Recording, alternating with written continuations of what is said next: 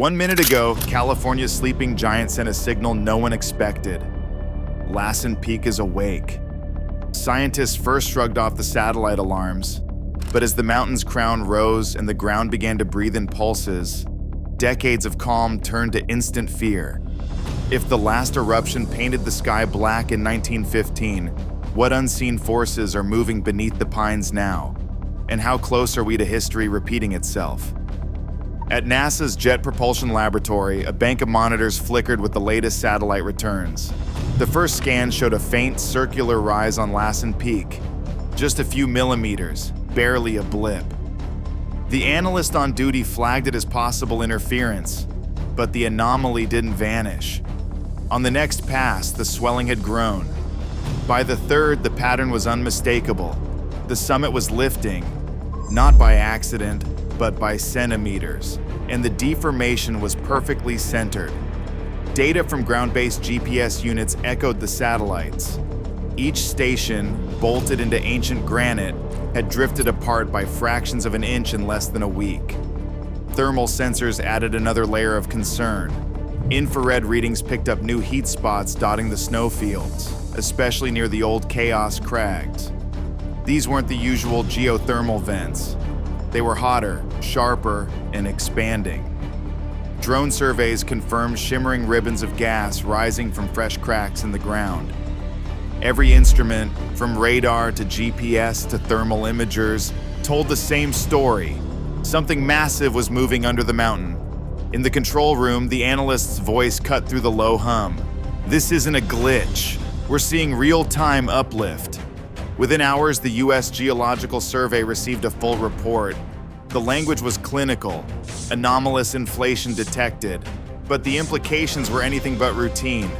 Decades of silence had ended. Lassen's surface was rising, the ground itself straining against the weight of what lay below. For the scientists watching the data stream in, the shock was immediate. The mountain was changing, and the numbers left no room for doubt. In May 1915, Lassen Peak shattered the quiet of Northern California. Ash shot more than 30,000 feet into the sky, blotting out the sun as dawn turned to darkness. The ground shook, forests caught fire, and rivers boiled under a rain of rock and acid. A wall of mud and debris rushed down the slopes, carving a path through everything in its way. Where the blast met snow, the result was an instant flood. Water and ash sweeping entire valleys clean. The land that bore the brunt of that eruption remains scarred to this day. Locals call it the devastated area, a barren stretch of boulders and gray dust, where nothing grows and the soil itself feels scorched.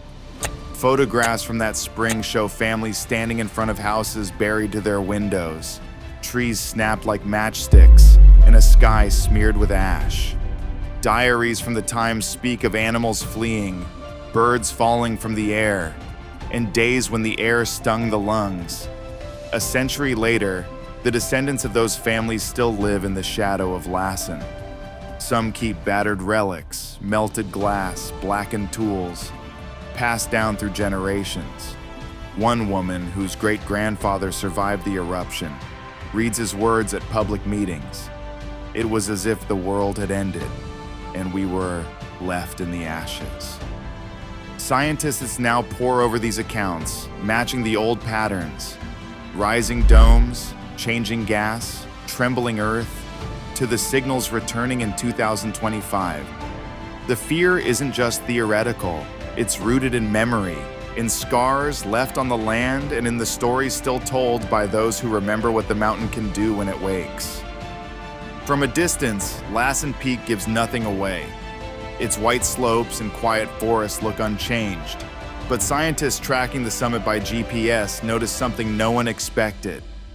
The ground wasn't just rising, it was moving in a slow, repeating cycle, up, then down, over and over.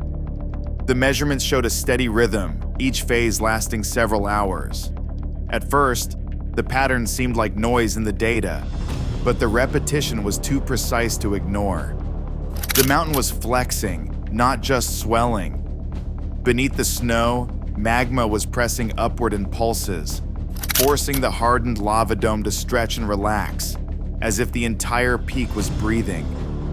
Thermal cameras mounted on drones revealed streaks of heat glowing beneath the surface, tracing the hidden veins where molten rock surged upward. Each pulse added pressure to the dome's brittle shell, testing the limits of ancient rock that had held for decades. Scientists compared the data to the cycles measured at Mount St. Helens before its 2004 eruption. There, the same rhythmic inflation warned of magma on the move. The risk is not just a gentle overflow. If the dome cracks, gases trapped inside could blast outward in a surge hot enough to erase the forests below. This is not a peaceful breath. It's the sign of a mountain under strain, and the next pulse could be the one that breaks the seal. A narrow trail near the devastated area turned strange overnight. Hikers found cracks slicing through the pumice, some wide enough to swallow a boot. The lines weren't random. They curved, split, and rejoined, snaking across meadows and into the trees. By midsummer, dozens more appeared, splitting roads and twisting the roots of old pines. Field teams from the USGS arrived with radar and drones, mapping each fissure as it spread.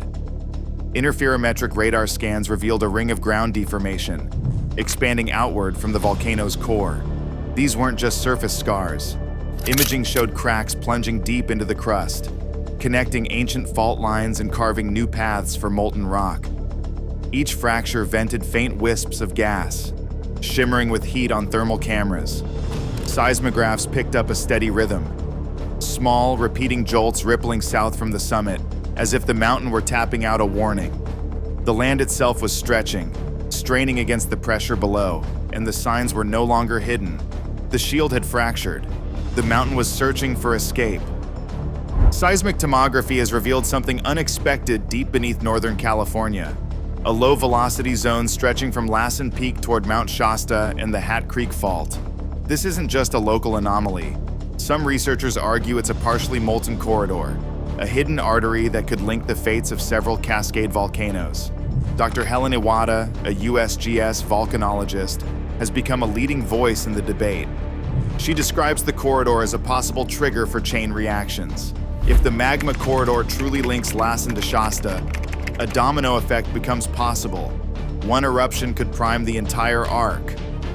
Not everyone agrees. Some experts point to gaps in the seismic data, arguing that what looks like a continuous pathway may actually be a patchwork of isolated melt pockets.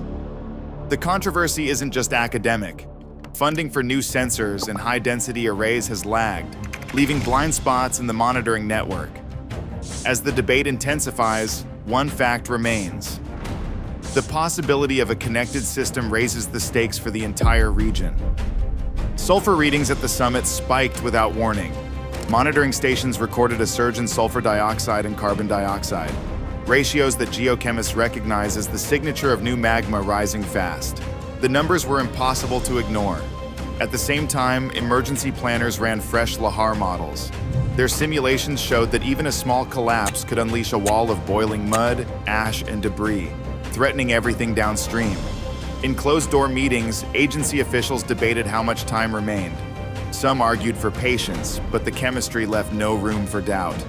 On October 18th, the U.S. Geological Survey issued a new hazard map. The red zone expanded overnight, swallowing roads, campgrounds, and entire valleys. Sirens tested in nearby towns echoed the urgency. Local evacuation drills revealed gaps. Not enough shelters, rural roads choked with traffic, communications strained to the limit. The map's new color wasn't just a warning. It was a countdown. For the first time in a century, Lassen's threat was no longer theoretical. The mountain was being treated as an active danger, one that could erupt with little warning.